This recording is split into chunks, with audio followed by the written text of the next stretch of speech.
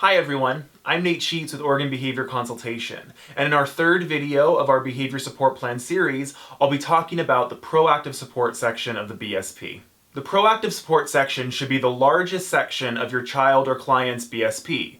This is because the best way to stop challenging behaviors is to avoid them altogether. There's going to be many parts to the section, including expressive and receptive communication strategies, structure and schedules, offering choices, handling transitions and unexpected changes, sensory suggestions, and many more. In future videos, I'm going to talk more about each of these sections in depth, but in this video, I'd like to talk about the overall purpose of the Proactive Support section and what it allows us to do. The Proactive Support section of the BSP answers the question, how can we prevent these behaviors from happening in the first place? The question of what do we do when a behavior happens is answered in the Reactive Support section of the BSP, which I'll be covering in another video. We do four major things when we focus on proactive strategies. We change the environment or our interactions with the person, we work on building skills, we gather information, and we make plans with the child or the client to avoid behaviors in the future. Changing the environment or the way we interact with the person can take many forms. If someone has a history of self-injury using sharp objects, the BSP is likely going to suggest that caregivers keep the environment free of those kinds of things. If the person has a history of running away, the section may advise that you put alarms on the windows. But changing the environment can go much deeper than addressing major safety issues. If a child is having trouble because they're getting distracted in their bedrooms when it's time to be getting ready for school, we may keep their toys in bins that can be removed each night or before they're woken up.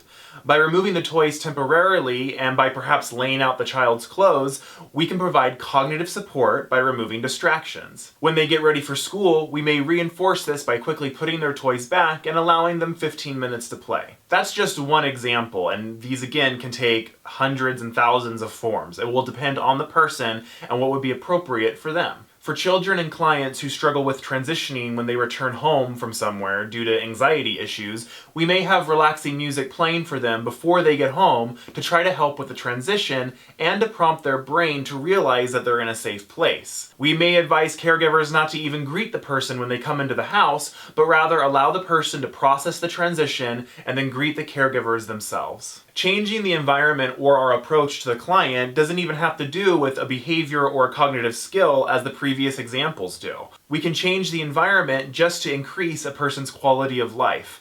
Do they get to choose the color of their room or how it's decorated? Do they have pictures of their friends and families that they can look at? By giving them choices in how their living space looks, we can increase the quality of life and potentially decrease some challenging behaviors naturally. The next thing we may do as part of the Proactive Support section is to develop ways to build skills. This is frequently called skills training, and it can include cognitive skills, social skills, or practical skills that allow the person to be more independent. The BSP may or may not be specific in how to actually do the skills training, but caregivers should remember all of the guidelines of the BSP when they're teaching skills, especially the communication sections. For example, if the client has trouble processing what you're saying and has memory challenges, you're likely not being an effective skills trainer if you simply have a conversation with them. They likely won't process what you're saying, or they're going to forget it quickly. You need to provide cognitive support during the skills training that can help the person take in the information and truly acquire the skill. This may include visuals, hands-on training, and frequent practice of certain skills.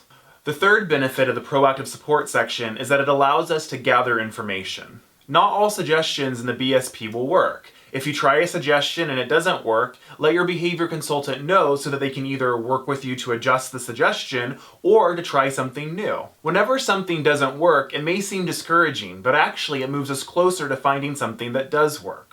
This is why it's important that you keep your behavior consultant informed of how things are going.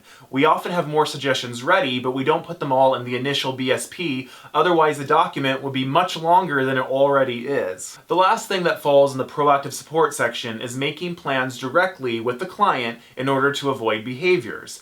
I refer to this process as proactive conversations, and I talk about them in my cognitive support series, which I'll have linked in the description below. For clients who are able to make plans with us, this strategy empowers them to think about their behavior and to have a say in how they would like for us to support them. There is much more information about proactive strategies that we'll eventually talk about. In this video, I wanted to talk about the major aspects and benefits of using a proactive approach. This series on BSPs is released every Monday. You can subscribe to this channel by clicking the subscribe button below, and you can like Organ Behavior Consultation's Facebook page at the link below. Thanks for watching.